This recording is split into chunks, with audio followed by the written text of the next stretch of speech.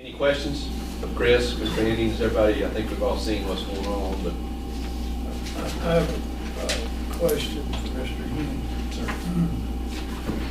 Seems like we're having a family feud. Seems like when we talk about the North Carolina School Board Association versus the state of North Carolina, the North Carolina State Board of Education, first cousins or what's sort of the draft complaint they're going to file clears up the reason that they're named that way. It says the state of North Carolina is the sovereign state of the United States. It is consented to be sued in this court and is conferred on the judicial branch of the state the power and duty to declare invalid and unenforceable acts of the legislative branch of the state to violate the state's constitution. As such, the state is a party affected by the declaration requested and therefore is designated as a defendant.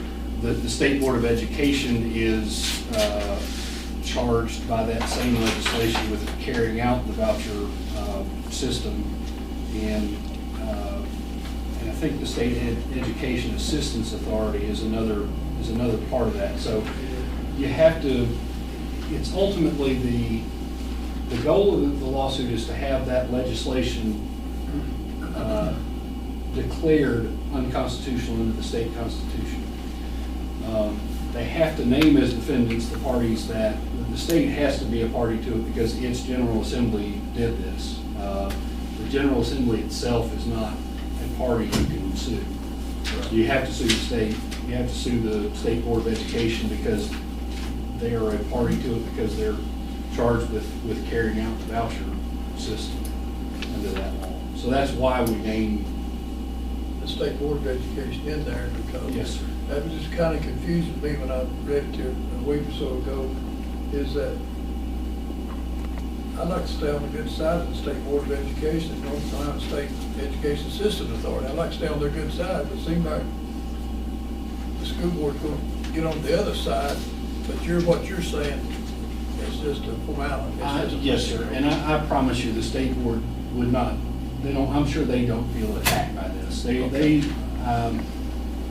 I don't imagine that they're any more thrilled to have the legislation that asks them to carry out this voucher system than we are for it had been passed. So it's kind of a friendly suit in that way, and it's not a real adversarial kind of thing. I didn't want to get down the road and get back situation or somewhere like that. I've never heard a suit described as friendly. Yeah, I'm looking the same way.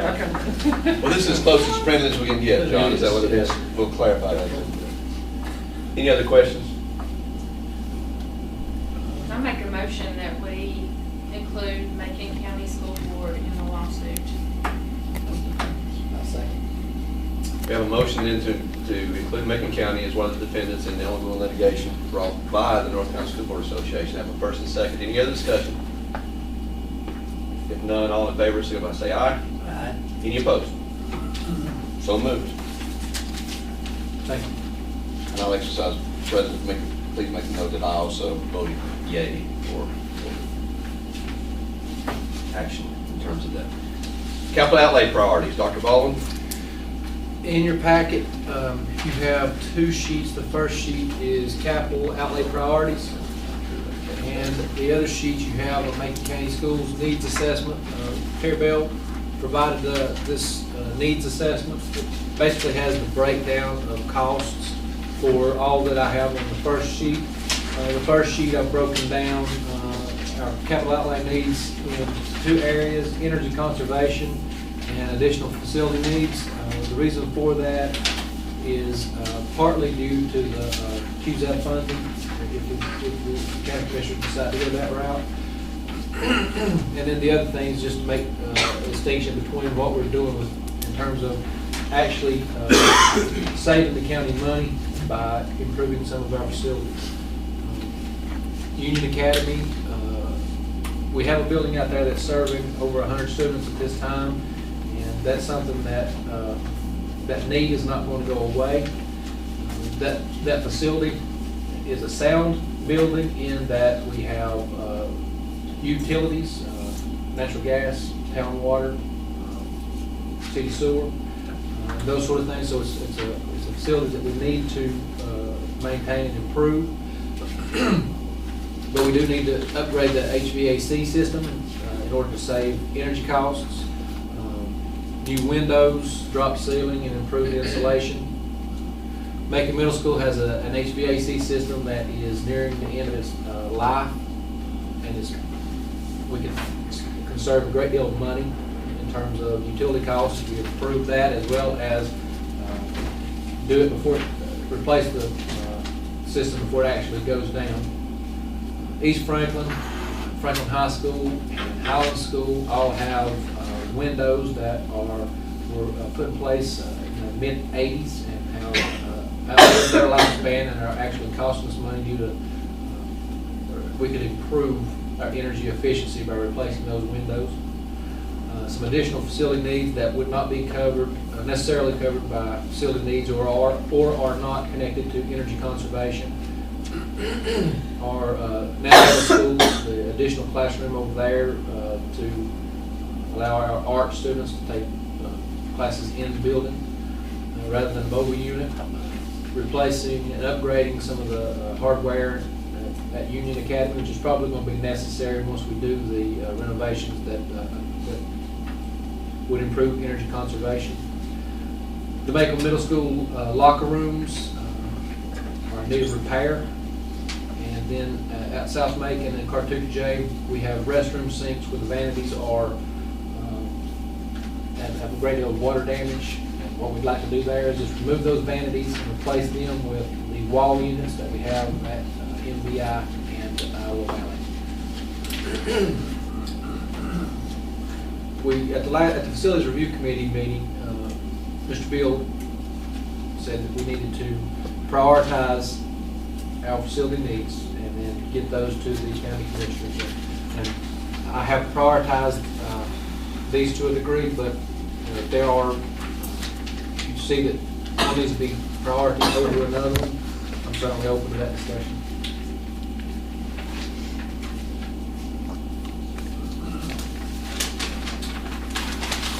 We've had a second to look it over. It's the first time we've seen it.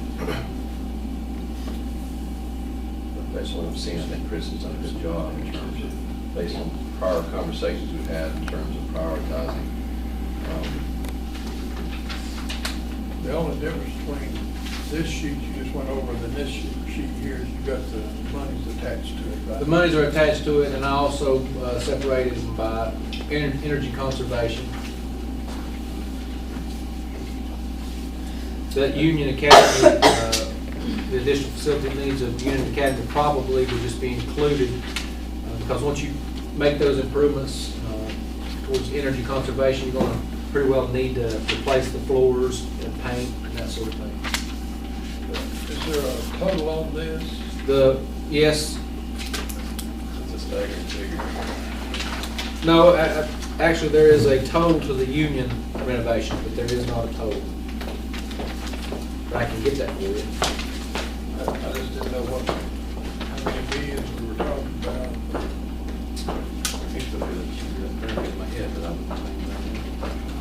I rounded off. Now, what did you say about Union? Okay, renovation cost. The total cost of the Union is on the first page there, 1.4 million. How did you just get like one contract? How did you come to that cost? Who gave you those? Terry did. And what he did. You bid it though, once you get it, maybe get it for less, or is that? It's possible. What he did was he went back to the Highlands renovation and looked at those items that and it's virtually the same renovation that we'd be doing in Union. Do you bid those, or do we just have one company that does? They would be bid out. And that number is very loose until when you go to ask to borrow the money, the county would have to go before the local government commission and say, we want to borrow this much money. And they have to have bids in hand to do that. So it would have been through a bid. But this is just like a little. It is. It's probably pretty close though, because he's been doing that for a while now. He feels confident it's going to be pretty close. When I look at on that first sheet that you gave us under Union Academy, it's talking about doors, hardwire, plumbing, floor, paint.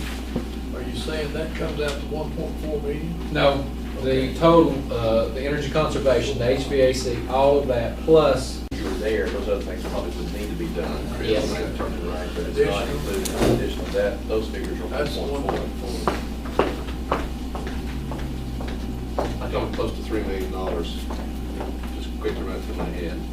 Angie, were you adding that up? Well, same thing twice, so here I go again. I got 3, so I was a little over 3 Yeah. first.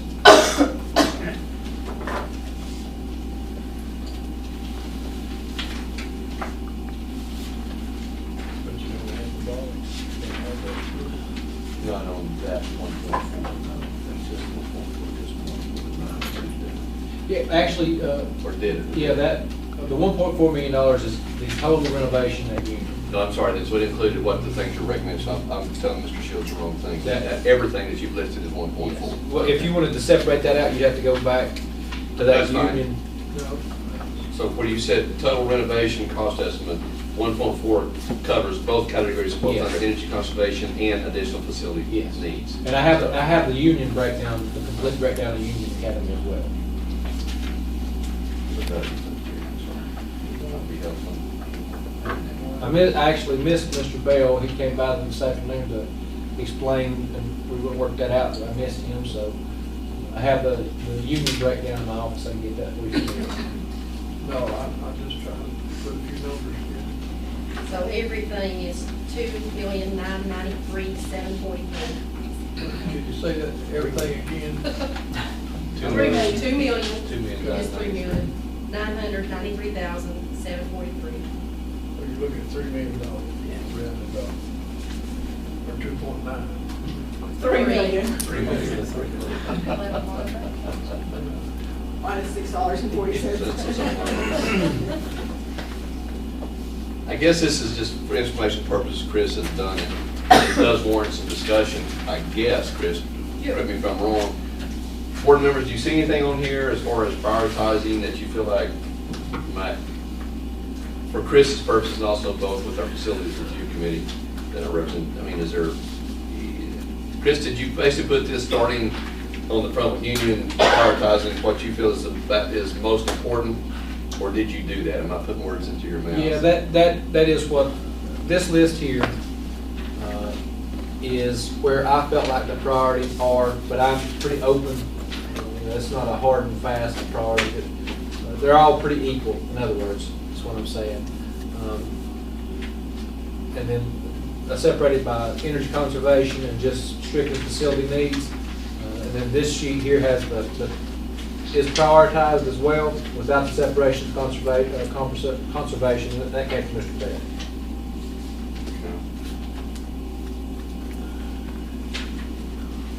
Are you, giving this, to the board again, the, county commissioner board, or are you just giving this to Ronnie Bill for them to look at and talk about, or? I guess I need to clarify from Mr. Bill exactly what he wants me to do with this. Okay. I knew he had requested this from me, I just didn't know if you were presenting it, to them, or? We have been invited to January 25th meeting with the county commissioner, but that's just budget. January 25th, and when is our board meeting? Oh, 27. I think the 25th is a Saturday, and that's just that work session. the work session for the commissioners related to the budget. I think they've extended an invitation to Mr. Baldwin, Angie, and myself to come. Of course, any other board member would like to, but basically I think they're just there so we can hear and answer any questions they might have about. We might present this list at that time. Could be, in terms of just, if they ask, then this would be something we can give to them at that point. But I'll definitely get in touch with Mr. Bill and find out what he wants me to do. This is our capital outlay request for this year.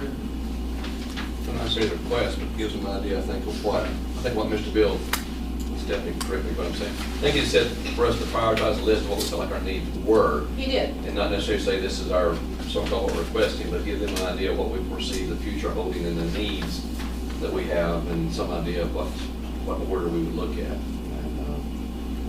Can I ask you a question, Chris? I don't know if Terry gave this, not this didn't come out wrong. And I'm not favoring Franklin High School over East Franklin by any stretch of imagination, but when we're saying replacement at East Franklin, do we have the same dangerous type of situation on those windows that we do at the high school? I would say that the windows are the same age. Okay. In terms of danger, I don't think that you have elementary students that are opening and closing windows like you have Good in to high high school. school. That's what I was afraid of. Just so y'all know, to me, if I was going to prioritize and change one thing, it would be that. To me, with the danger factor at the high school, I would move that up in front of, I hope it doesn't get me wrong. We need to do an East Franklin also, because that danger factor to me moves that over in front of East Franklin a little bit, just because of that factor. I think you're right, those kids are not out there. You know, the there and nothing that's going on, so. And this may be new of everybody, I don't know while we were out, when we went to Mrs. Fate's recognition, I was shown what they're talking about. Are y'all familiar with what Chris is talking about on, I bet Tommy knows, in South Macon, where they have those little alcoves out from the bathrooms where they put in, Chris may describe it, sinks and stuff. Well, what's going on, the way those things were installed, back behind, they're rotting. They're rotting out. Yeah. And it's gonna become a mess. It's just a laminate countertop that has doesn't have a very long lifespan. All out the floor. And with architects are doing it now, they just put those sinks, the wall hung units. All we do is remove the vanities, put the wall hung units on and repaint the walls. This is something we just found out about very recently. We didn't really know it was out there, did we? Well, Well, they've we just did those been, parcel boards, they've yeah. been degraded. Right. Anyway, I had my comment. Anyone else have any other comments? You have to give Chris any guidance in terms of when he gives the list or anything like that?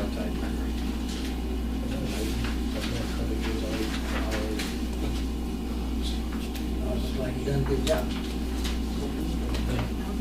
Okay. They talked about possibly, us doing this, is the cost estimate for union in here, in this folder? The total cost estimate for union is. So the breakdown? The breakdown, no, I have that in my office. Okay, because they did talk about maybe doing that, possibly in stages, didn't they? Yeah, I believe so. I just wondered if that must be something that helped. But I think these figures, good news is, I don't think the figures will be questioned, it just said he can't carry. Yeah, Mr. and Bell he- holiday. Terry, I need to thank Terry and recognize him for the work that he put into this, because he did put a great deal of work and spent quite a bit of time yesterday measuring over at middle school, and he was in quite a bit. And then he compared the costs that we incurred at Highlands and what the projected costs were at Union and East Franklin, and at both the middle school and the high school. So he put in a lot of work developing this. And one thing about it right now, we're basically the same money situation we were 2 or 3 years ago. We waited a couple of years, economy's getting a little better, seems to be anyway. So this is not gonna get any cheaper than and I think Commissioner would say They that. offset. Plus, to be honest with you, a couple of those things, as soon as better, in my opinion. We'll see. Anything else, and I'm gonna move on, I don't wanna keep y'all here too long.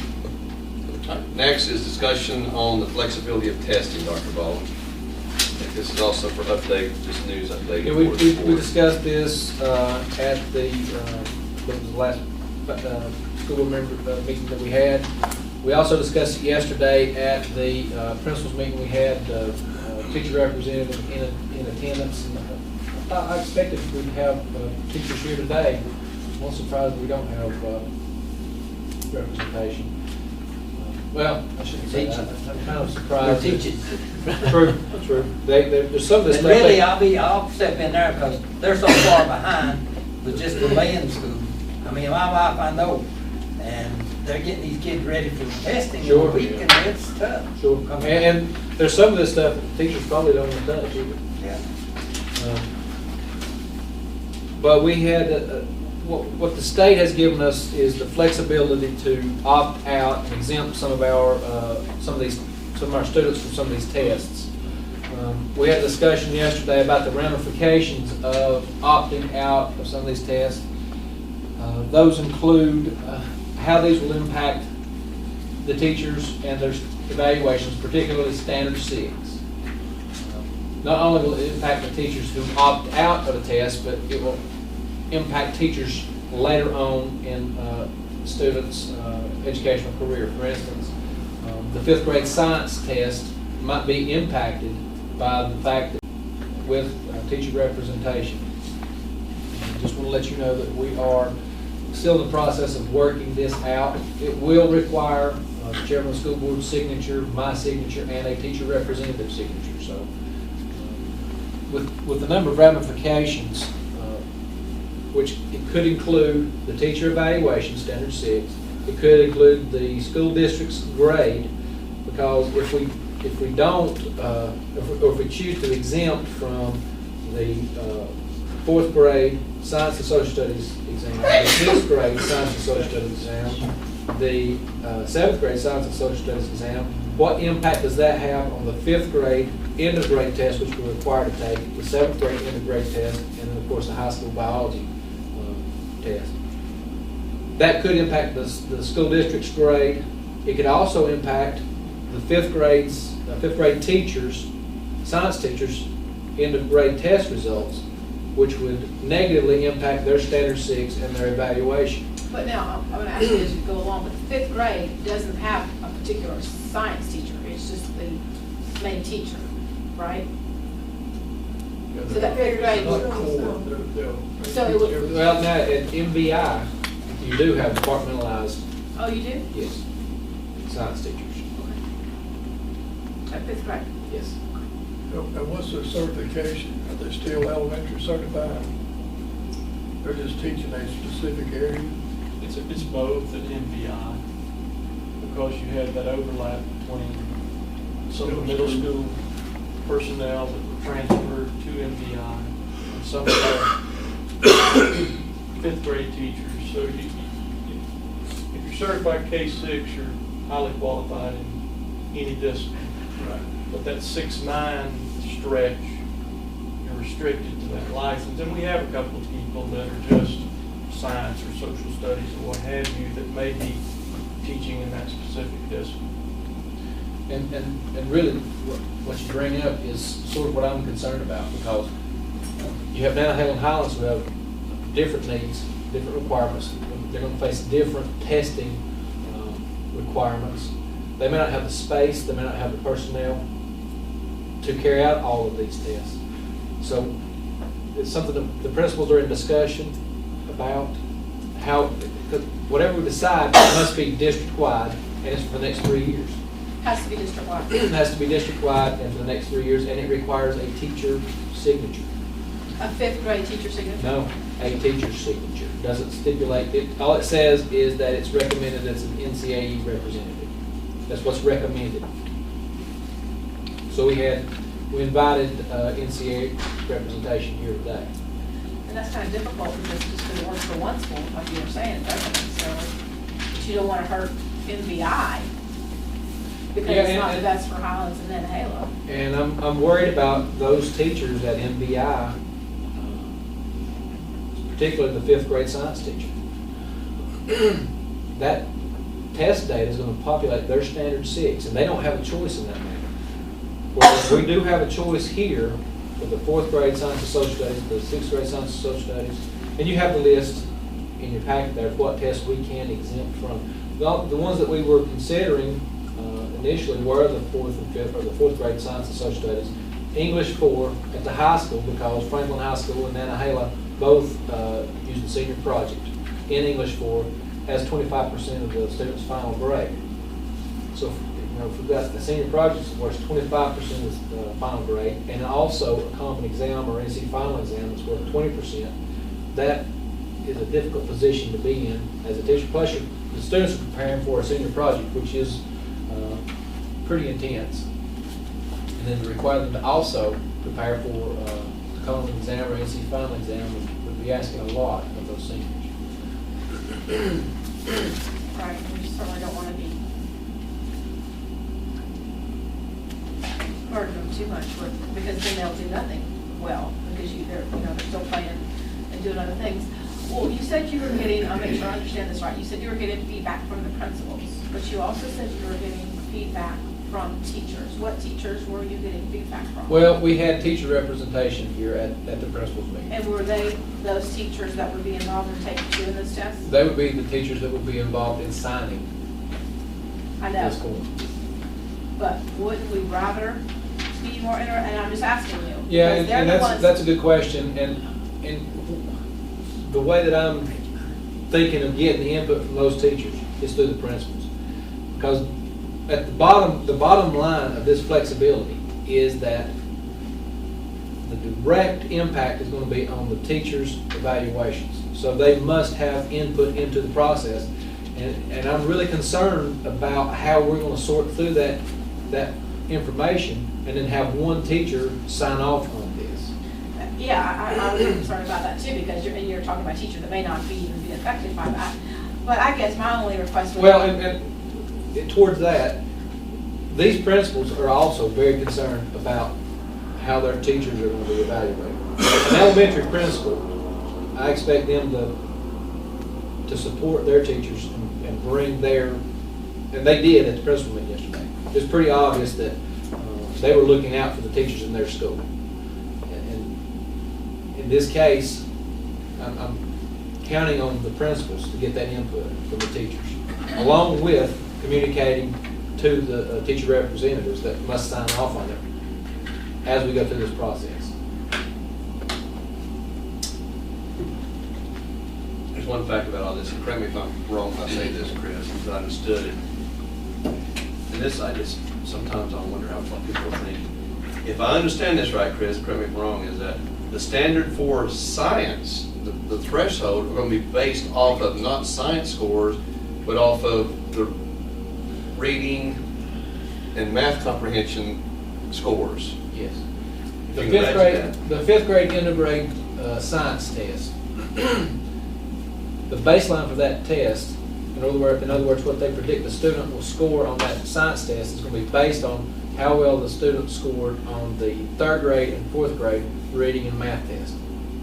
So if a school chooses to test fourth grade science and social studies, will that have an impact on how well that student does at the fifth grade in science? Now, I think that the science teachers in the fifth grade are going to say, yes, that will have an impact on how well they do in my science class at the fifth grade.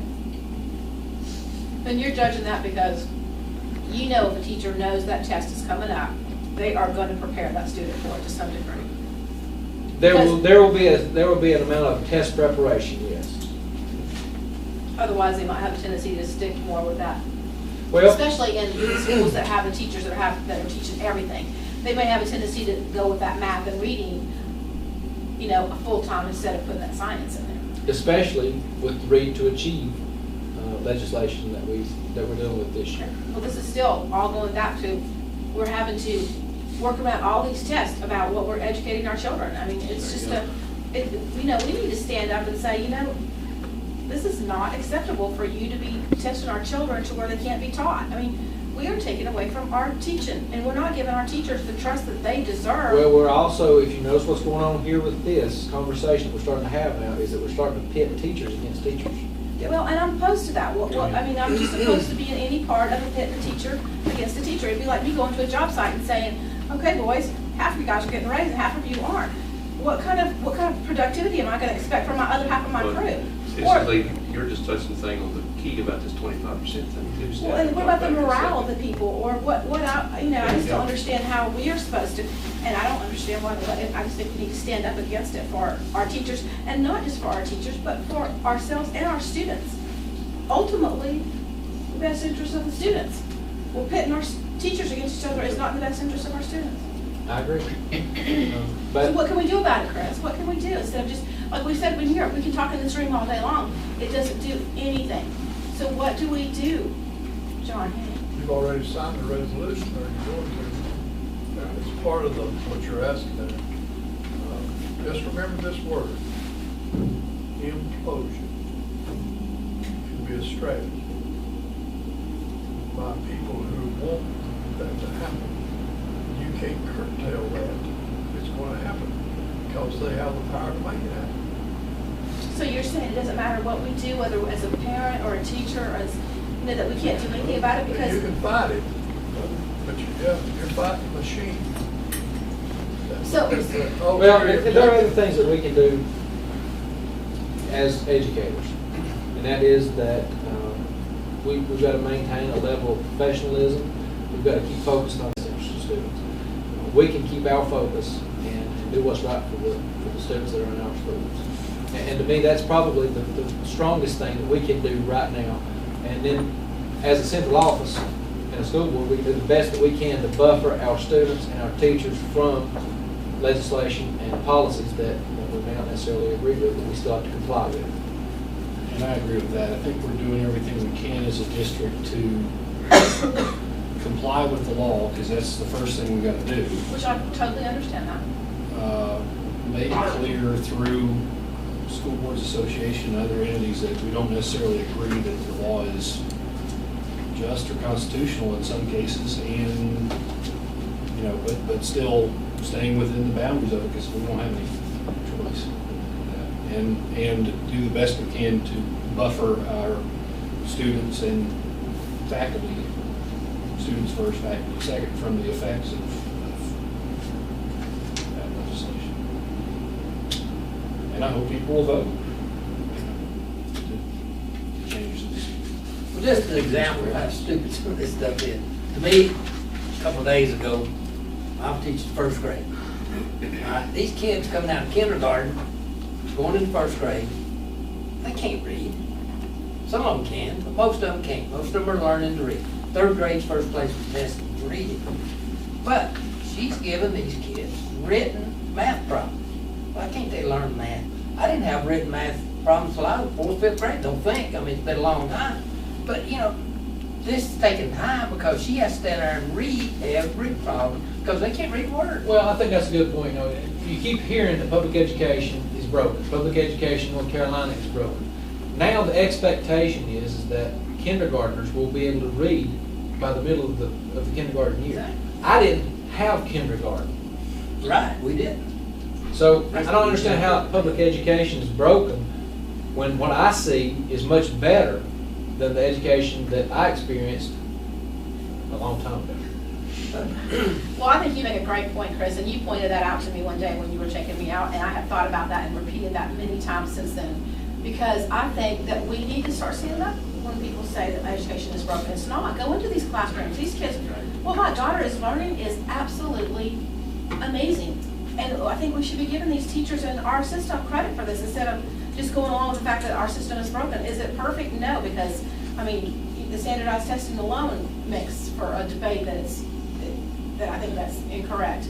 But there are a lot of great things happening out there, and our students are going to great colleges and going on and making wonderful superintendents, even if you didn't have kindergarten. You know, so what I'm saying is they don't have to be a certain level at 5 years old to make it do great things and learn great things, and I just think that we're missing that. And I guess my point is we just have to, we need to push it on over to, for Raleigh to understand, because public education is always going to be. It is. There's going to be people that have no choice, Jim, in my opinion. No, what I'm So- saying, I said something wrong, so you're right. What we hope is that, you know, put this without saying whatever, there will always need to be public education. What we're hoping is that it's not downgraded to the level that the children truly aren't receiving a good education, the lack of funding. You're right, it'll always be there, but the question becomes, how low is it going to go? Well, and the other question is, what if public education is just, let's give everyone a voucher, and public education is whatever you can get. That So would that be a voucher. sad day. I think that would be a sad day if that happens, and I think that that's what we're here for. I think that's why Jim's on this board, I'm on this board. We're here for a voice for public education. I believe in it, and there's some children have no other choice, and we're trying to fight for them to have the best possible education there is. And I think some of what we're seeing now is that, having been in education since 1990, when North Carolina first started the North Carolina ABCs of education, that's when we started having accountability. Teachers and students at that time started jumping through the accountability hoops. When we jumped through one hoop at a sufficient rate, they would make the hoop smaller, or raise the hoop up. And that's gone on so many times, and every time that happens, the immediate reaction is, well, our schools are failing because the scores are here. But as we get accustomed to the new curriculum, and our students grow accustomed to taking that exam, the scores improve, and they change it. And now it's getting to where that they have to make those hoops so small and so rigid that it's very near impossible. You know, we've looked at some of the examples of the third grade reading test. Right, which was amazing to me when you showed me that. That's not the third grade curriculum that I had. Chris, I couldn't even understand everything that was on that third grade test. And, you know, and I read pretty often. I'm not, Well, and it's not just a matter of comprehending. I think if you gave that third grader that one reading selection, they could probably do well on it. But after they've done 6 of them, that 7th one's probably not going to be, not going to have the attention that it deserves. I know that it wouldn't have if I'd have been as a boy in the 3rd grade. By the time I got that 7th reading selection, I would not have been focused. well, I think even some of those very bright girls or boys, whichever one they are, I think they're over it by that time. I don't know. I'm not sure what the answer is. I just think that we need to, I guess, like Gary said, we're trying to make a point by adding in into that, but we do need to, right or wrong, or even if we think that they're stronger and we have no choice, we have to stand up for what we believe in. We have a certain, and going back to what I said, we've got a certain level of professionalism we expect from our teachers, but at the same time, you know, we've had a lot of legislation that measures the accountability of a teacher and a student, but really nothing that supports teachers. And I think that that's something that we can do as administrators and board members, is just tell teachers, show our support to them, like some of our board members are doing tonight with the senior projects at Franklin High School. Take an opportunity to let teachers know how much we appreciate the job that they're doing for our students. I think you made a great point, Stephanie, and I'm going to expound on this a little bit. I think what the board needs to do, and I think Chris knows this, but I'm going to say it anyway, is that I think we need to let him know we will fully support his actions where, against testing just for the sake of testing, we're not going to do it. It makes no sense to do that. And I also think what we need to send the message out, and however we need to do that, is let Chris know that he's proven to us he has the best interest in his heart. It's not just testing. So, just like talking about flexibility testing, if he feels that we don't need to and need to get exempt from certain series of tests, that's exactly what we need to do. They're the educators. They're telling us what we need, and I think there may be occasions we can't do it. But otherwise, we need support and totally. And I will tell you that with this flexibility, my number one goal is going to be to protect students. But I have to also consider what the ramifications are for these teachers on down the road. Will it affect their merit pay? Will it their potential merit pay? Because that's the direction that the legislature has indicated that they're going to go. We've got to be careful with that for those teachers. We've also got to be careful how that impacts their evaluations down the road, because it could affect their jobs. That's true, but I guess I would also encourage, and I'm like Jim, you guys are the educators. I have to count on you. I look at it as a parent's viewpoint, not as the educator. And sometimes when I hear it from a different viewpoint, I'm like, oh, I get that. But I look at it as a parent, because that's where I'm at. But you have to also look, I think we have to look at the big picture as, I think all the testing, the teachers are tired of that too, Chris. I mean, so they can maybe sometimes even do a better job at teaching our kids and making these scores where they're supposed to be. If they don't have so many tests. I guess that's why I want the teacher input, and the teacher input from who it's affected. Well, and I think that if we look at those elementary teachers, particularly that begins with speaking to elementary principals, and get some confirmation from them. Yes, we're going to focus on the reading and math at the elementary level, but we are cognizant that what we're doing here is going to impact the evaluations of those 5th grade science teachers. Then I think that that's going to go a long way towards helping those 5th grade science teachers understand and feel more comfortable about their evaluations. And that's the route that I'm going to pursue. I don't know if I can convince, or if, I should say that I can convince, I don't know that the 5th grade science teachers, with all the pressures that we're all under in terms of accountability, I don't know how they're going to feel about that. well, I'm sure you'll bring that feedback to us to some degree. Let me ask you a couple of questions. I guess my questions to you are, we're still going to be teaching them the science. We're not going to just not teach them the science, right? That's correct. Okay, because, I mean, I think that's important to start getting that. You can't just wait till a certain time. We're gonna follow the North Carolina Standard Course of Study. Right, and see, I believe, and I want to know, there's some degree they'll be looking forward, you know, somewhat taking care of their colleagues before they make these decisions. Even if we're not testing them, they're still saying, let's have them prepared. And I don't necessarily think just because they're going to be tested, those kids aren't going to say, well, I honestly don't think they make this decision, I'm not going to listen so well because I'm not taking the test. It's whether the teacher gets them engaged in it and they want to learn it. You're exactly right, I agree with you 100%. But I will also say though, that if you're looking at test scores, the more often that they see that test, so if they took the science test in the 4th grade, they're more likely just to do better on the 5th grade science test, just having taken the test in the 4th grade. And that research indicates that. So, but I agree with you that if we can avoid giving that test, putting any more on the elementary student and teacher with all that we already have on them with Read to Achieve and the 4th grade EOGs, I would support that. But at the same time, I've got to take into consideration what those teachers in MDI, 5th grade science teachers are feeling. Because it does impact their evaluations. Well, that's what makes you a great superintendent, is you're taking all those things into consideration. Well, I appreciate that. Do we need to do anything on this about the flex bid? Do we need to take any action for you? I just wanted to let you all know what we're doing with this right now, because at some point, you're gonna have to sign off on it. That's fine.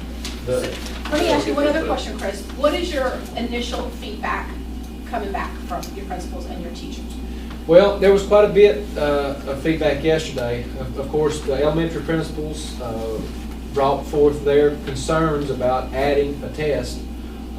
The middle school and MVI shared their concerns about the fact that the 5th grade science scores were very low, but the 6th grade science scores were very high, which is a pretty strong indication that the students benefited from having taken that test at the 5th grade.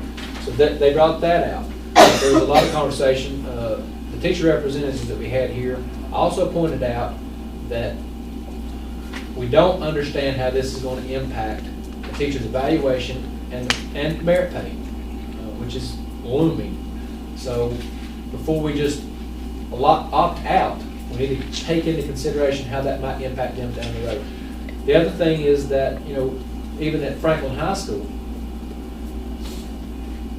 students will probably benefit from having taken those tests, which, your history teachers, your science teachers, your language arts teachers, they all will be benefited by those kids having taken some of those tests at the middle school and the intermediate school. So we have to take all those things into consideration, because those evaluations are going to be impacted. And Dr. Baldwin, I feel like if, the opt-out form requires the signature of the board chair, that to me means it needs to be put to a vote. So this is, this will certainly have more vetting by this board before it goes forward. We have to have it in by April. We'll, of course, have another conversation at the January principals meeting about the flexibility. We've already had 2 conversations about it at this point. We'll see additional, I'm sure that the principal's one of their teachers right now and have a conversation with them, and I'll follow up and make sure that's happening. Well, thank you for being so proactive with it and bringing them on board with that. I think that does help. Thank you for answering all my questions. That testing does get me excited. Well, it gets us all excited, I'll be honest with you. We're all feeling the pressures of the sheer number of tests that we're having to administer. But at the same time, we're also cognizant of the effect that's having on students. We spend a lot of time away from instruction testing students. And we spend a lot of time instructing students on how to take exams that we could be using towards the curriculum. And this is going to be my last point. The fact of the matter is these tests are not even made. They're not even made to have, they're not reality tests. They try to put little things in there to make it difficult for you to, it's almost like a trick questions. these tests are not like what real life is gonna be that. First of all, when you take a test, a lot of times they don't wanna try to make it difficult for you to do it, or have some legislation decide where the passing is. So I just don't think these tests are just like a regular test, so that's my I last think little that teachers, students, parents, administrators, board members are all frustrated with the test to a certain degree. Well, thank you for all you do.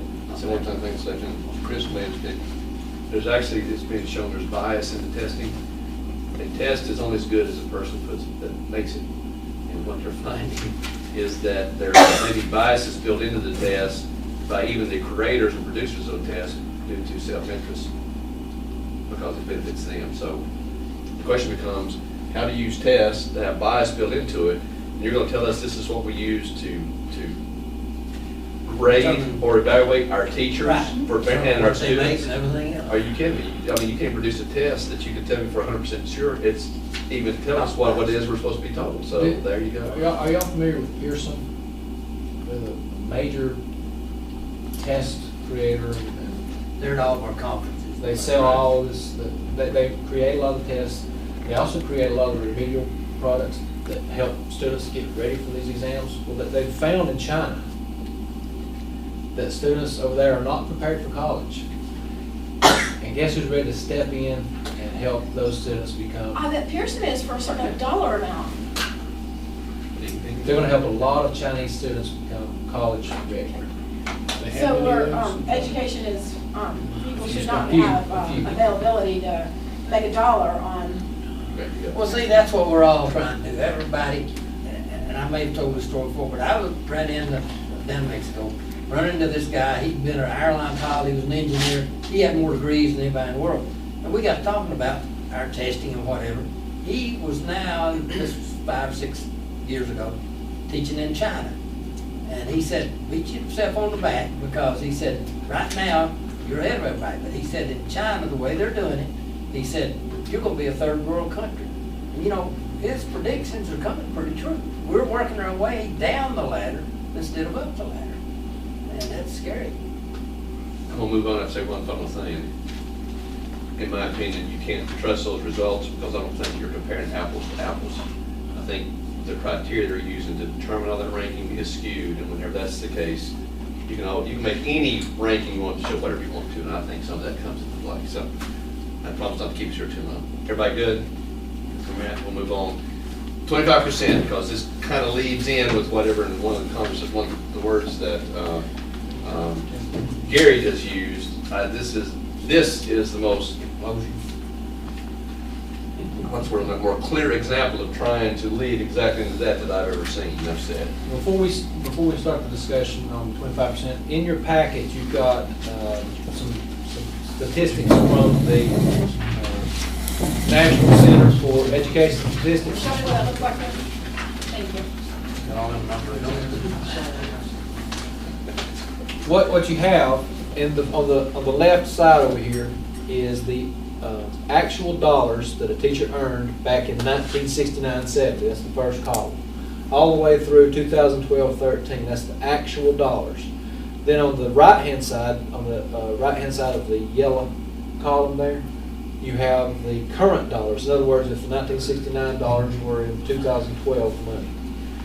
You can see that in 1969, we were in pretty good shape in terms of North Carolina salary compared to the nation. Since 1969, North Carolina's overall salary, teacher salary, has dropped 14.8%. That's the highest total drop in the nation. Now, this is the net effective salary, Chris. Correct. In order to compare. Real dollars. Real dollars. Our teachers earn 14% less Yes. today than they did in 1969. And we're not even close. Actually, I take that, well, no, we're not even close. Since 99.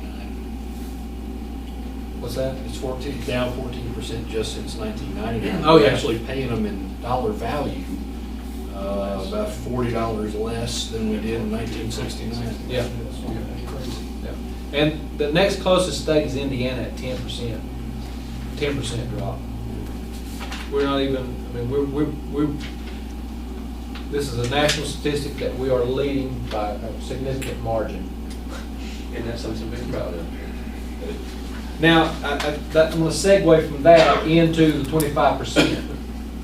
Because if you look at what student achievement in North Carolina and compare that to what's happened to our salaries, our teacher salaries, our students are doing quite well as we've been served by these teachers. I'll just let him go ahead and explain what he's done at this point. He's going to go over some of those teacher survey results as well. First thing I want to give you is the State Board of Education policy in regard to contracts. Obviously, that's going to change as we transition to this different method of paying teachers. And also an example of model, quote unquote, model employment contract for teachers. Which John and I have looked at this a little bit. There's still a lot of stuff they have to work on to make sure that this is an adequate one to suffice. In my opinion, there's quite a few things that need to be added to that. So those are just a couple things for your information. What we want to do now, I think, is look at a survey that we sent. Here's a couple of other stuff. That's the policy.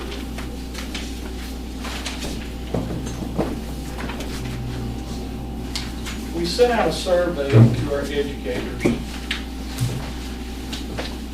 Let me stress for our union members and our board members, that draft contract that you have for certain is not, that is not our draft of what the 25% contract would look like. This is the new proposed contract that would be used generally going forward. What we did is we sent out this input survey, and the desire was to get feedback from our from our teachers throughout the Macon County School District. We put a week on it. We provided open-end responses, which made them somewhat difficult to sift through, but we felt like we got better feedback from our open-ended responses than we would have if we would have created categories and created statements. So primarily we had 135 total respondents. That's about roughly half of the people that would be eligible for this 25%.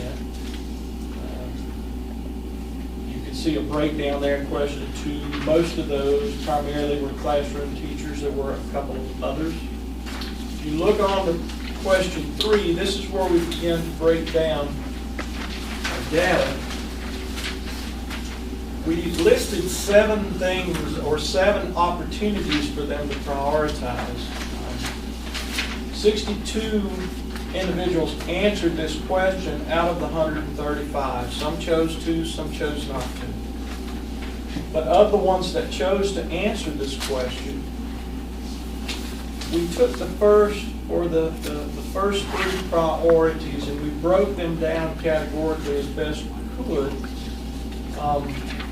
Priority number 1, you'll see there that there's not a great deal of disparity as far as statistics or percentages are concerned. They're very close, especially the first 5 responses. These were open-ended responses, and we took these and we talked about what do you think is a priority for ascertaining the 25% that receives this. The first priority, beginning teachers who have not received any extra compensation over the past 6 years. As you well know, they're stuck at the same thing they've been for the past 6 years. And those that were near retirement also getting retired. 19% of those respondents felt that was the most important priority. 14% administrative evaluation, 14% current test data, 11% just provided comments in which they disagreed with the process in total, and I fully respect that. And 11% sought to seek or sought some degree of professionalism. If you go down to priority 2, test data is at 20%, professionalism. Those are the 2 high vote getters. Priority 3 is professionalism. Now, professionalism is a pretty difficult thing to measure. It's fairly subjective. There are some objective things that you can.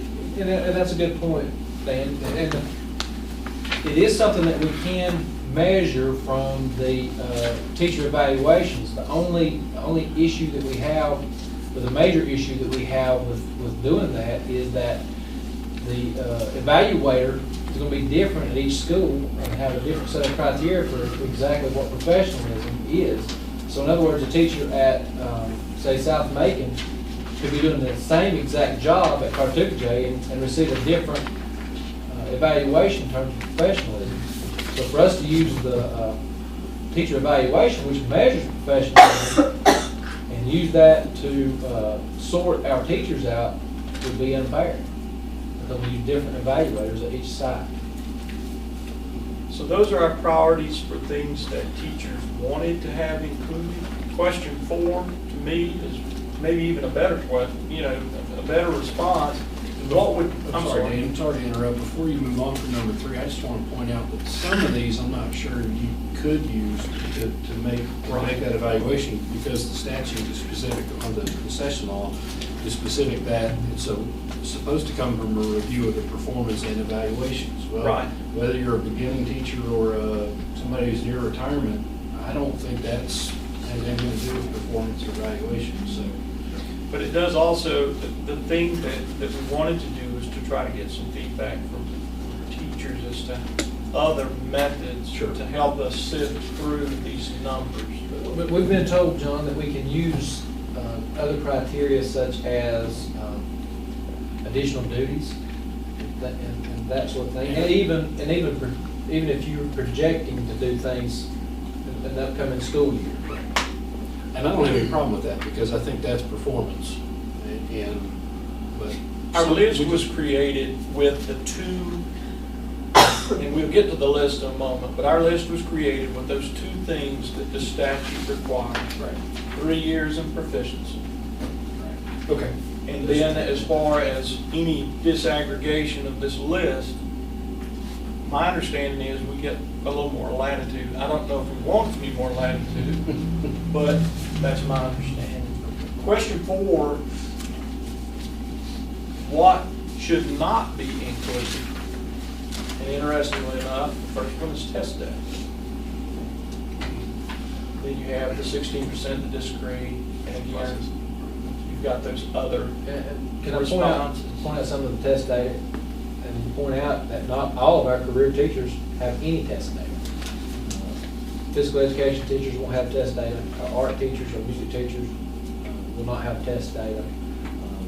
Some of our high school teachers, guidance staff will not have test data. So there's a legitimate reason for that to be a request to not be included. And it actually couldn't be by law. It couldn't be, because you would create, basically, when you talk about, our physical therapists, our school psychologists, there's no way that they measure test data.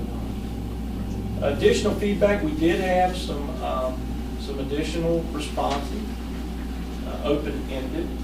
Some of them were very, very much on target with our feelings as well. I don't think anyone in this district feels that this is a good idea. Are you going to read that one comment that we talked about then? This is a perfect comment to me that sums up, and I'll have to find it for just a moment, because it's just a beautiful statement, and it hits the nail on the head. There is no good way to determine who is a better teacher over someone else. Some of us are responsible for producing test scores. Others promote physical, creative, and emotional health. It takes all of us to create a successful learning environment. Any criteria you develop will divide us and cause resentment. Principals are in the best position to select their top teachers, but that will destroy a school. Even a random lottery will cause resentment, but at least it is random. With any luck, we will all opt out and not force our leadership to choose one teacher over another. That is a very profound statement, and I would think that most of the educators and The board members, though, and I totally agree with that sentiment, and I think it would be a great thing if we knew everybody we offered this contract to was going to turn it down. I think that'd be a fine thing for our teachers to do. We as a district don't have any choice but to select that 25% of teachers. It's not a top 25, and I keep seeing that over and over again. It's not top. You're supposed to select 25% to make this offer to. We don't have any choice to stay within the bounds of the law as it's written than to come up with that list and make those offers. I don't think, just like Dan said, none of us believe in this, but we're obligated. Chris, is it correct that we've already had one school decide to totally opt out? Well, we've got indication from two schools that 100% of their teachers will opt out of the contract if offered again. That's non-binding. We still have to offer the contract, and if they choose to accept the contract at that time, then they'll be granted the contract. So we will still put those two schools, if that does come through, we will still put those in there for us to choose from those? At this point, we could decide to allow teachers to opt out of the pool if they decided to. We have not, and I don't want to do anything like that at this point because I'm not well enough informed to tell a teacher what they should do with their career status. And toward that, we are going to have Chris Campbell or Dean Shatley come speak to our educators. Jackson County did that and had quite a few people show up. I think LaVonda said they had around 100 of their teachers show up because someone needs to explain to them, if you accept this, what are you giving up? And be able to sift through the facets of this legislation and articulate it to them in a manner that they can understand and actually ask questions. I've extended that offer to Chris. Chris is in court this week, but we'd like to do this in the next 3 or 4 weeks, have an opportunity for them to come to the Fine Arts Center after school one day and to ask questions, and perhaps even go to Highlands and Nantahala as well. One main thing that I understood is, I don't know if I'm right or wrong, that this is only guaranteed 1 year. After 1 year, your money may be gone, and the state's bad to do that. Legislation, and one of our teacher representatives yesterday brought this out, and I hadn't really thought about it, but made all the sense in the world.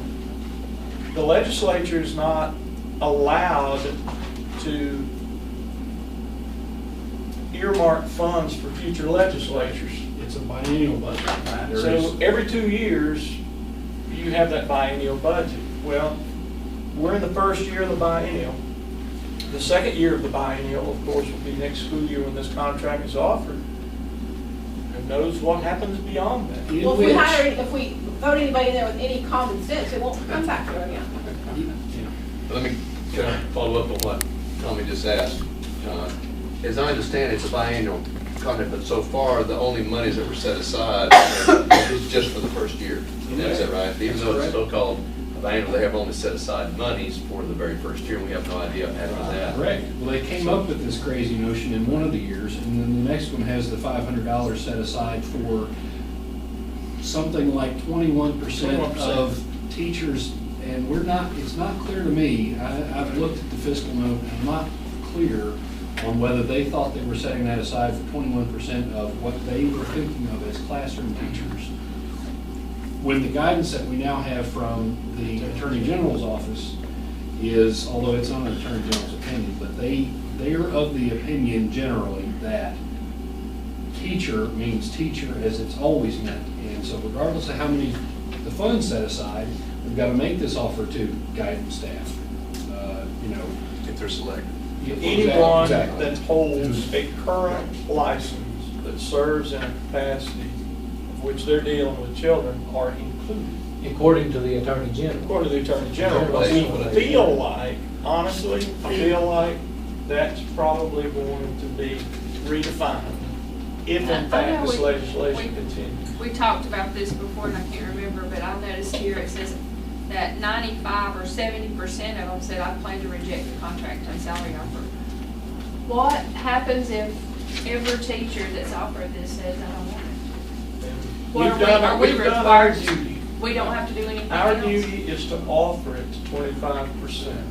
We They have don't. to produce the criteria, we have to select the method, we have to offer it. Whether they take it or not, It looks to me like, I mean, well, obviously, the biggest percent, unless they're lying, the biggest percent of them here says that they're gonna reject it.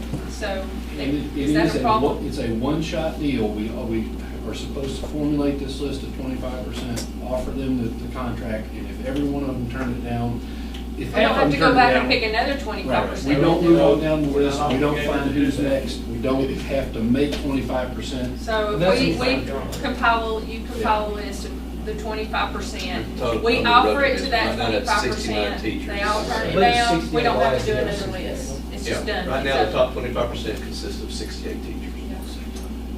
No, there you go, I'm doing the same thing. It's not the top teachers, it's a 25% that's selected. Right.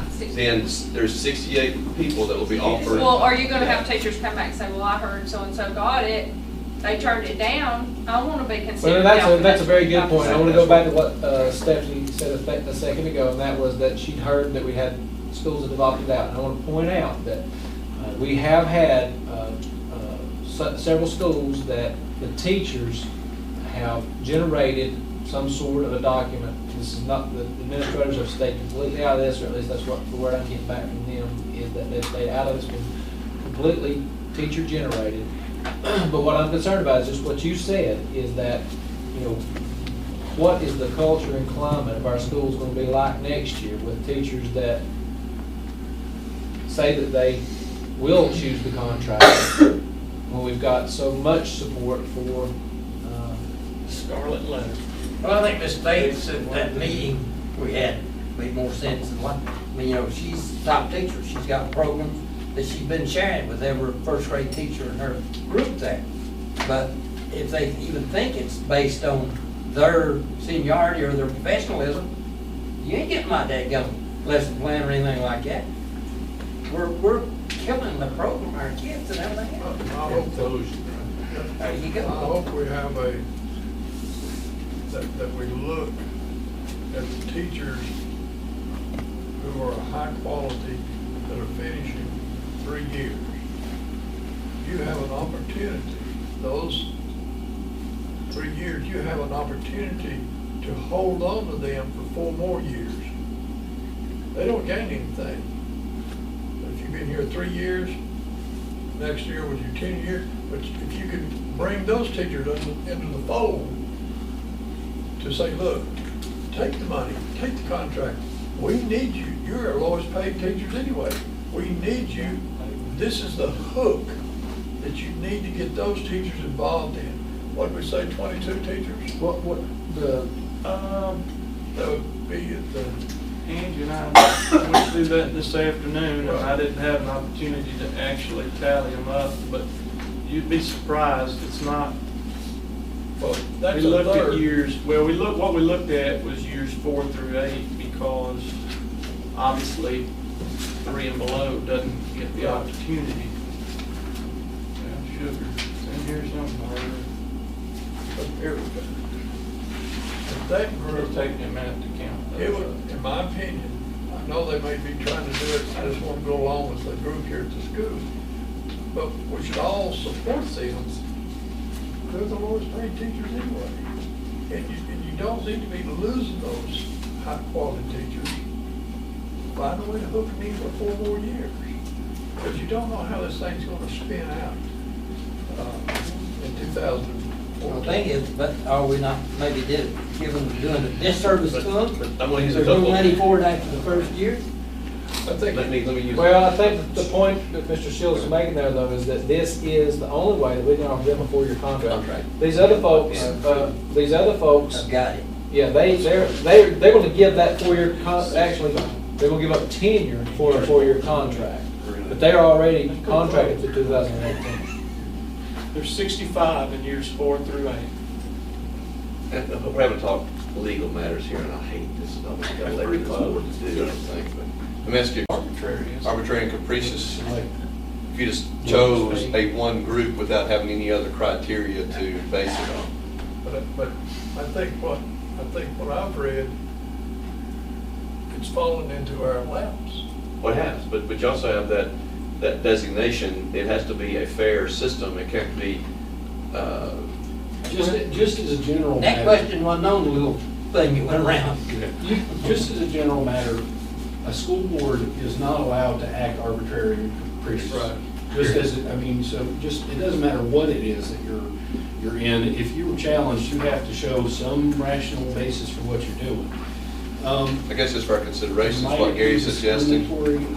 I'd want to look at it. That's I'd okay. want to look at it. I think what I was trying to say is the criteria, There, that one yeah. of the criteria that we look at the teachers who had finished their 3rd year. And that may not be an age, if you could look at that and say, well, there's a distribution of ages of people who have finished their years, and it's not all people that are about 25 years old, I'd be more comfortable and think so would be safer. They won't, what Angie and I looked at was basically, if you're in your 3rd year, you're not in the pool anyway.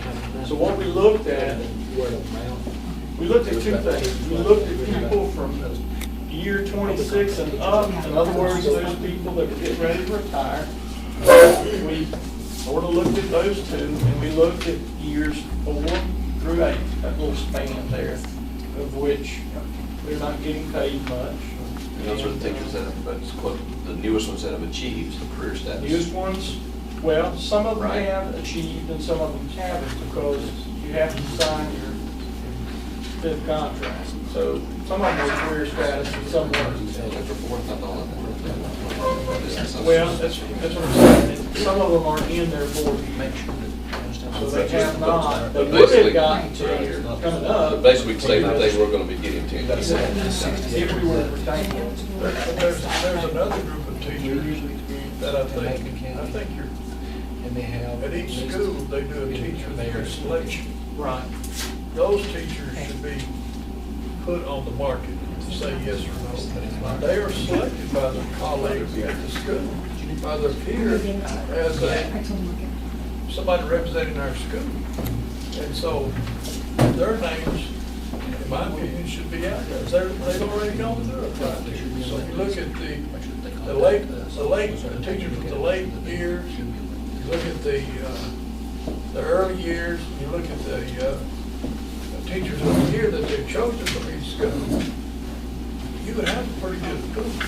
Well, I think the thing that appeals to me about the teacher of the year is that was teacher selected. That is usually teacher input into this process.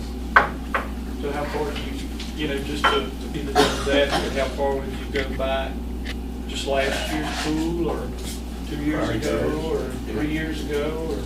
The last How far 3 do you years of go back? teacher of the year. And if we did that, would that be arbitrary if we stopped at 3?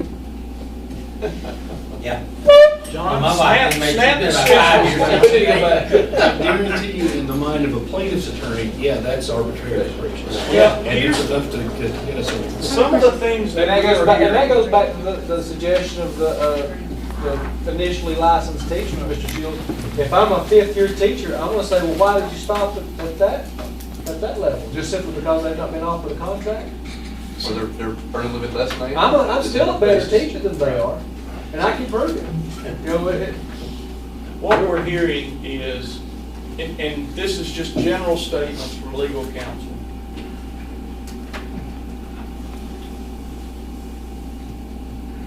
Keep it simple and put as many people in the pool as you possibly can put in. Because Otherwise, then you open yourself up to arbitrary, capricious, exclusionary, whatever you want to call it. And open up who makes a decision as wide as possible too, because if you put this on one person, there's just almost no way to avoid argument that, well, he just likes, you know, Joe Blow and he doesn't like this one, so. that's- Now theoretically, if no one else gets voted in and this gets changed, would you have to do this every year? That's what I was wondering about that myself. No, Right now, no, it's because not. the way- it is a one-shot deal. One deal. Well, I know. they could change it, I guess. That's an interesting Yeah, question. if they put that in there, I don't see any way for them to do it, but I didn't see any way for them to do this, and this doesn't make any sense either, but. you It's, know, it doesn't say that though. The way it's supposed to work is you pick this 25% list, make them the offer to give up tenure now, in exchange for $500 more each year for 4 years. And I don't think, I mean, it's certainly not written in there that they contemplate doing anything like that again. Like, this is just a one-time. So how much money I guess this is about money, how much money are they gonna be saving by doing this? Has anyone Well, said? they're not saving any. Or There's- not It's spending. gonna, it's gonna cost them $10 million the first year, $20 million the second year, $40 million the third year, and $80 million the fourth year. And what they're saying is that in addition to this merit pay system that has no criteria, they're also gonna raise teacher salaries, a certain percent that's gonna cost hundreds of millions of dollars. A 1% teacher increase would cost 160, no, 180. 2% is $360 million.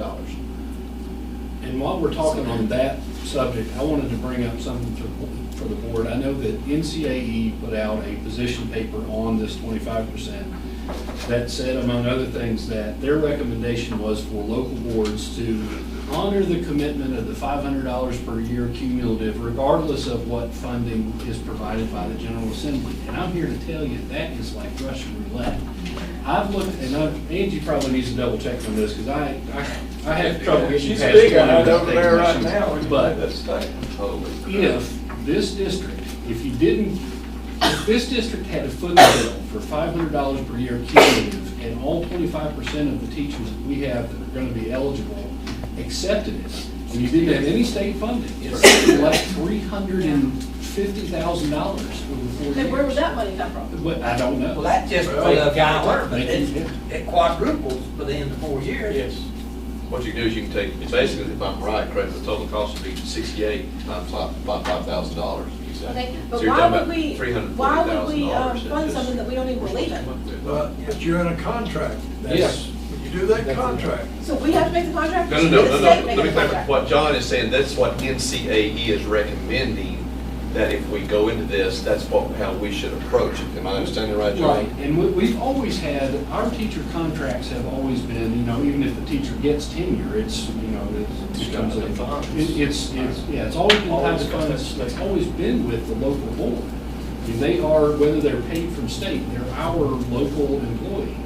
And that's still the case, but there's a hook in this whole thing that if you promise them $500 cumulatively, you know, additionally every year for 4 years, and it's not funded, and you don't have built into your contract, this is coming from state funds and is contingent on those state funds, you Contingent would on be on the hook for it. Okay, so how do we go about that? You tie it into your contract. The model contract that Dan showed you would have to have, at minimum, a statement that the $500 per year additional is contingent on that being supplied by state funds, and the teacher understands that this board is not eligible, not obligated, not liable for the additional funds. Every contract that we print every year that is given has that statement on it. Well, I It's would just think a that part of it, that this contract is valid, all the state funding is there. state, as long as funding is available. So that contract is a contract, but if you don't have the money to pay the individual, the contract's null and void. I mean, you have to have that disclaimer in there, I think. But even that, don't take this the wrong way, Counselor. Well, it won't stop a lawsuit. It won't stop a lawsuit, and if you do it, even if you have the best contract in the world, if you have a group that came back and said, no, we were promised this, that's the basis on which we signed this contract, you will get sued. And how it, whether or not, and then you're gonna spend who knows what in legal fees trying to protect yourself. And so yeah, we're Slippery slope. we can And be then the rest of the also, night. if the money's not there, they can't get their tenure back, they can't go back. Well, it's unclear. And so that's why we want to have, actually, and Dean and Chris, they've been to several districts, and they've done this one-on-one with faculties to provide information and guidance and answer questions. We're actually getting them after they've spoken of it 2 or 3 times, so I know as much information as possible before they make this decision, if they are offered the contract. Did everybody, I'm interrupting, did everybody get this, y'all read what? Yeah, that's right. Chris, I think, sent that in the News Observer. Actually, I think Paula forwarded it to me, so I didn't hear correctly. Okay, over here, but let me read 2 things to you guys off of that that jumped out. This is the attorney, the school board attorney, Mr. Bloomberg. What he says is, or was it Martin? So one of them says, we're being asked to write a nearly impossible contract, which means with all the provisos, as John pointed out, whatever, you can't do it. And here's the hook on it. What would happen would be is that contract would be so complicated. This is what we're going to go back is teachers need to fully understand what they're signing away and what they're signing to gain because they just don't know. Well, what's going to happen is the contract's going to be so complicated, they can make an argument they didn't understand what they were signing, and I guarantee you the chances of them winning are pretty good. So this whole thing revolves around, I like the word Gary, I'm trying to kind of summarize this. Implosion, this is the most divisive thing ever been foisted off on our educational system. You put our superintendent in a position where he's having to make, and he's doing everything he can to try to be as impartial as he can, but it's not going to work. He's going to give us a list of 68 names. Then we have to turn and either approve or decline that list of 68 names. And then once it's there, it's going to cause divisiveness among teachers. I don't care if you did say you're not going to accept it. It's still the very fact that you have that. Yeah, you know, so Chris is being dealt and we're being dealt in an impossible situation. At least we're being proactive enough to try to get some understanding of what's going on. But guys, we can be all night, the rest of us talking about it. It's just, we're not going to win. We can't win. What we've discussed several times, keep from our end, to keep it as simple as possible, to use some sort of teacher input in developing the process, and come up with a plan. What our idea is to do is to continue to work with the teacher criteria. I think the teacher of the year, if we can figure out how to work that out, would probably be a good way to do that.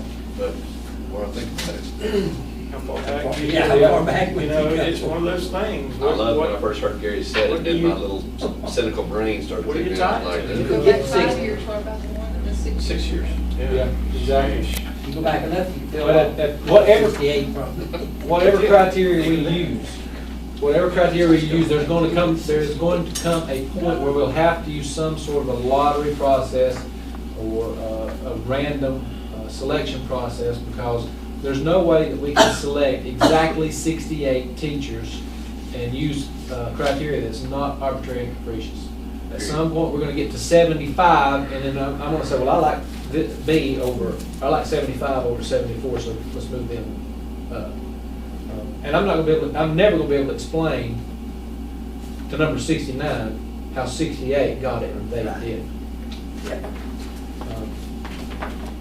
We'll have to have some sort of a random selection process at some point.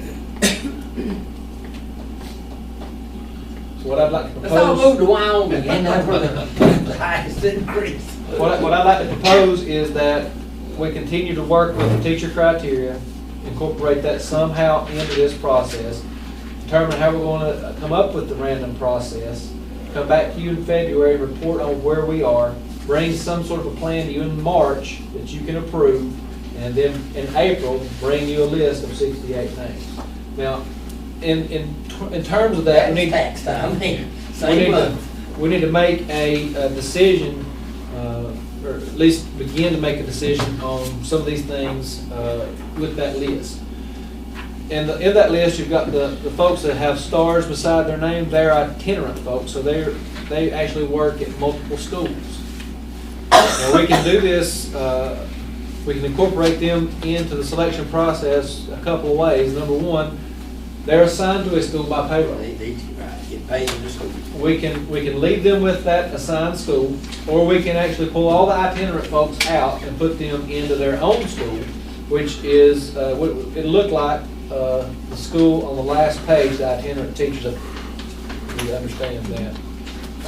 That'd be a pool of what? 15. So there'll be 3.75 selected from that pool. It's I think it'll be that 750. And what I propose to do with those decimals is sit down with the principals and try to work out how we can come to even numbers and get 68. So some schools got 8.25 or 1.5 and that kind of stuff. Is that Round up, round down, maybe more. Again, arbitrary. Or the other option is to throw all those names in Do it as a into the district. district and pull 25% of the names out. It might mean that a small school won't have any representative. Or a high school may not have any. Yeah. One of Yeah. them. Basically, it could be that one school would get no representation. One get 90. One school might get all of it. You know, But it's that's, still fair. you know, what exactly, it would still be the draw. What did you use, formula did you use to create a number for each school? Did you do the ADM? We use the ADM. No, we use the number of We career just teachers. use the number of Career career. teachers right now. And the reason we did that, Mr. Shields, is because it's a cleaner number. It's not much different, except for instead of having 5.5 from Saratoga J, you'd have 5.73. And it just, that way, if we do have to decide which one gets, instead of deciding this one gets .27, we've got a 0.5 and a 0.25 to deal with. Anyway, to kind of summarize, I think what we've gotten is Chris has given us a list using the criteria they subscribe. This is a list of potential educators that could be chosen to be this top 20, this 25%. What round we get there, so we can take it, look it over, and Well, one thing about it, if we get Chris and them over here, let's advertise that real good, so we will make sure that we get the people out, because this 4% or whatever that said they'd take it, if they hear the whole story, they might change their mind. And you know, Well, I- there are some of these folks that are within a year or two of retiring. It means $1,500, $2,000 to them, and they're willing to take their chances. Yeah. And I understand that. then why wouldn't they? And if you were 4 years from retirement. So tenure doesn't mean squat to them. Well, I think- Makes sense to maybe try it. The gamble is, those teachers, if something happened within their domestic thing, and they had to stay, and they'd already given up tenure, Yeah, There you go. yeah. it's You gotta look at it a all. question mark. Or, Is it worth or it? the principal changes, Yeah. and you don't have the due process rights that you had with tenure. Yeah. And plus, you've got people, I think we're looking at best case scenarios, but I'll also think too of people that, you know, their husband got laid off, they've got 3 children, they're not gonna get a raise any other way. They may be willing to take that gamble.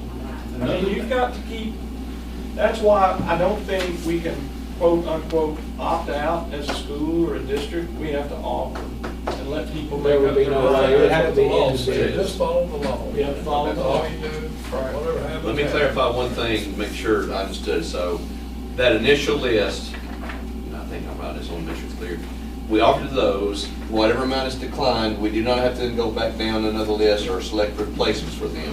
If they don't accept, we're done with that. And then can get this, so we're not gonna be spaced out and come back and try to go through this whole process with different. Now, if we decide to give teachers the option of opting, and I don't know that we can take that option away from them, but if they decide to opt out of the pool, we could potentially wind up not even having to do anything, because if they all opt out, or if only 10 are left in the pool, we don't have a selection to make. Correct. So we could It's gonna actually get go to every selected, one of so. these teachers and ask them to opt in or out. What's that? we could go to everyone on this list and ask them if they wanna opt in No, or out. that's the total list right there. Yeah, but ask each one of them, do you wanna opt in, You could the give pool, them or an opt out of it? I think you And that make might them- take half the I list think off. you make them generally aware, look, we have a list. If you're getting this message, you're eligible. If you do not wish to be considered for the 25%, let us know. Well, that Send might us take something care right. of your, that might take care of That's all what he said, and maybe we should write in here before we can worry about it. Thumbprint here, of too. it. I'm not sure. 50 of I them. think we might be a little bit optimistic thinking that, Well, who knows? the I reason think our I'm saying that's opt-out because is there when were we offer it, 70% of Bill. them. That's just said from they my- would. Well, but I don't know that can we keep them from opting out if they choose to opt out of the pool? They're going to have the ability to opt out when they Any- reject it. But they have the opportunity to opt out anytime they want to. Do they? Is it written in the? No, it doesn't say that. Take, yeah. don't I think can't right. leave them in the pool. Well, I should say I can't. I guess I could. Or why should you have to? Right. Would they have to be left in the pool? That helps the whole process. These You are- just don't want to be front and say I they just- don't want to be in. I like the idea John's different of seat, they must their do something opting now. out being the best personal decision. I agree with you. And they get I off. agree with you, Dan, but I don't know that we, I'd want something in writing. Yeah. Yeah. Anyway, I think if they come to me with that, I say. this is giving everybody time to chance to think about this a little bit more. I think, I don't want to keep here any longer today, and we can talk about it some more on a board meeting, think about it. We have the list for our meeting, or the meeting on the 27th. We'll have this also on the agenda, give everybody a chance to verify or clarify any questions you might have between now and then. You know, Dr. Baldwin made a statement the other day at the principal meeting. Everything that we discussed at that principal meeting, not one thing had to deal with teaching and learning. You're right. It was all legislative. Everything that we discussed. And we're trying to help kids learn, we're trying to help our teachers, and instead we're bound by this stuff. It's been It was an hour and a half of just simply discussing legislative actions that we had to do. Maybe that's the strategy. I think it is. There you go. Let me You ask you, have board failures, members. then you got a platform for. Right. Yep. We don't have a list. Does everybody have a list? They don't have to. Everybody's Y'all one, want a list? they their own private school. Yes, You want a list? Let me just emphasize to the board members, this, I would ask you to take this list and think of it in terms of the logistics of how this plan is gonna work, not who Board these policy on individuals the are. contract. Because again, you're given the, you're given the ability to alter the list you're gonna get from the superintendent. And I'm gonna throw stones at you, not to. I have a hope that we don't have that taking place. Yeah, But we the really don't. alter, Yes, it is in the session law that the board can take the list that's given you by the superintendent and change it. Change it. And please, let's don't do that. So on that note, don't use this list of folks to evaluate whether you think they deserve to be in the 25% or you not. can have my list back. Just, but, well, I think it's useful to think about how would you do it? What do you think is fair in terms of Well, the method that we're gonna use? the other thing too is we keep talking about numbers, their faces. These are people. But now we did, on the survey, you had 135 people who responded back. Yes, sir. Now, is that a third of the number that you sent out the survey, or is it about 25%? We've got, How many teachers do you have? How many what I did is surveys? I'm sorry. Go ahead. The number of people you sent the survey to. What I did is I put it to the faculties at each school. So this is the total faculty. The total faculty. And how many numbers would that be? That's gonna be roughly around 324. Oh, is that small? Yes, sir. So, I mean, was it 135? 135, so our response was not, it was around a third, and when you even disaggregate that a little bit more, and you see that perhaps 70 people provided responses. People less than that. So, They took it serious. well, I think They people take are it just serious, but disgusted they with just- it. You that's know, it. they just don't like it. I put it out the last week. I put it out the week before we left for the holiday. It may have not been a good time. Well, we're still, Got all the trees we are outside. still open to teacher input. If they've got. Well, a these plan bunch of to- teachers have griped at me and told me that and this made sense. all politicians, from state, district, wherever down, should come to elementary, middle school, and high school at least 1 week a year. Exactly. Then make the rules and regulations. Exactly. They don't sit on their hind ends. Never been in a school, never set foot in. It is, it's right. All right, anything else, Dr. Ball? That's all I have. I appreciate y'all taking the time away from your day to be here today. I was gonna say, we're technically in an open session, so any other board member have anything else they'd like to bring up, discuss right now? We will have our next meeting on the 27th. I will go to the state conference, national conference, and we for that. There's Angie behind you. Well, we used to have a fund that, when we were elected, that was sort of part of the, first 10 years, 11 years I went, and I got a lot, got a lot out of it, and I hadn't been for 3 years, and I think this might be a time to go see what other states and everything. Now, when you say there's a fund, there was an ongoing fund set aside? She doesn't remember, but there was. I don't really see how a board could set an ongoing fund for future boards. It's just board expense line item for Right. workshops. Board expense, but don't we redo that every year? Okay, so I remember earlier, that's what all right, now you're asking, we used to have line item for 20-something, but Right. we didn't have that at all this year, did we, in our budget You have 5,000. total? Yes. And I know we went to the conference in Greensboro, and we've had some others, so where would we be out of that $5,000?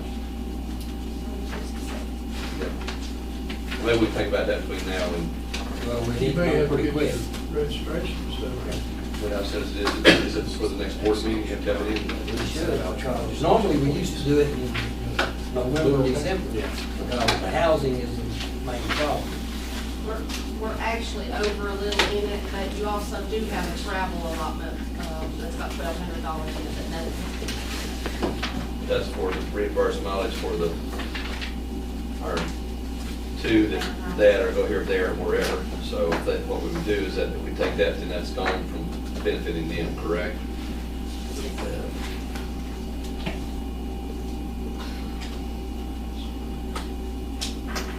I think it's always you have somebody to represent if it's affordable. This is just a budget time. I'm sure Mr. Cage understands business. If it's affordable, we can do it. I think it's wonderful to have somebody who would take the time to go and represent and Well, you listen. meet some interested people and you can learn some stuff. But if we can't afford it, if he's businessman, you can't afford it, just say it. Hey, we can't afford it this year. He's a grown man. Well, thank you for saying that, because I feel the same way, but I'm always a financial guy. But basically, what I just heard is, we don't have the funding to afford it. We'd have to take it out of the general fund, is that right? From somewhere else to cover it. What kind of money you talking about, you know? Where should we go? I mean, how much is it, and that's the final question, Stephanie has asked, what is the total cost? Well, registration is $895. And then, travel? well, and and then lodging. you've got hotel and just guesstimate on hotel, because it's usually $150, $175 a night. 18 to $2,000. No, it's more than I'm gonna say 3,000 at least. Really? that. Oh, our. Total. Our- Well, airfare, Okay. unless he drives, it might be a little cheaper if he drives. Over $3,000. Where's it at? New Orleans. That's a guess. They used to have it there all the time, and then they didn't the last few years because Katrina wiped them out. But it's the closest one, basically. He's off this time, and it'd be wonderful if it's feasible. I say again, he's a grown man. Can't do it, can't do it. Rock and roll. If you find the money, good. If you don't, welcome to Franklin. Exactly. Tommy asked for an opinion, and I hope I'm gonna ask you honestly, we could take a vote on it. I don't know if that's the proper way, but I'm looking at John. We've had a question by our board member concerning the possible trips. We take, into that informal discussion with, ask for a vote on whether to allow, or to give me the proper way to go here. It is not budgeted at the moment, is that what I understand, right, Angie?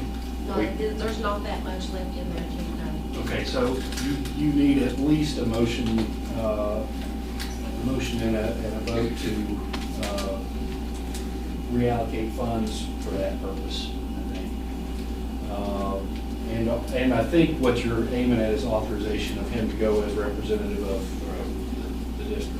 So yes, sir, that's what, if that's what you want to do, that's, I think, the way to do it. I wouldn't want to see Mr. K become a lightning rod in Not the public here, or the board become a lightning rod. Say, look, you don't have this money, you can't buy books, you can't do this, but you can send somebody, you can spend $3,000 sending to New Orleans. We don't need that kind of splashback from trying to do something right. And if Mr. K get caught in something like that, that's not fair to him. He's trying to do what's right. My vote would be no. I guess. So I don't know the monies. I'm gonna look at you, Tom, and say the same thing. I'd love to be able to send something. I asked, I mean, that's. Yeah, but as far as if we have to take the money out of the general fund, I just would never be able to. As good an opportunity as it is, and I totally understand what you're saying, and I wish the heck we could do that. If we had to take it out of the general fund, which it sounds like, I bet you not anybody else on the board would vote for it this time. That he get caught at the end and the board get caught at the end. I don't think that's fair to Mr. K. Wood. That's it. but I'll go ahead. Would you like me to ask if there's a motion? No, I mean, I just need to. Okay, that's all I up to need you. to know. Right. God, I hate to be in this position where we're having to talk about stuff like that, make decisions based But, on. I mean, you know, it's just, for years we did it, Oh, yeah. and I won't say what I think. But I remember that one. I wish we gave you back then. I wish we did have it. If we'd had it carried forward when we had it sitting there, it would be a great opportunity. Probably if we had, should have done that. And see, I assumed there was, I would be honest, because we did it. That is something we could add to the budget is Right. account for. We did not do it this training. year. I know in years past, I remember that was it 25? We just had for board expense. I think it was 20 or 25 we had for all expenses, including those things, but. Yeah. You know what happened back in the good old days too. Of course, under, but based on understand now, we didn't have anything other than what we had, so. We had the board, we now went to California. That was when they was making $20. No, those folks have to. Wow, it sure got, okay. Well, yeah, you don't take family vacation. They got ugly. Anyway, thanks for your, No. thank you for taking that, Brad. Appreciate it. Anything else? If not, we are in general session, in open session, so I have to entertain a motion to adjourn. And a second. Have a motion second, all in favor, say by saying aye. Aye. And so moved also. Thank you all for your time and giving your time. Eligible. Oh, yes.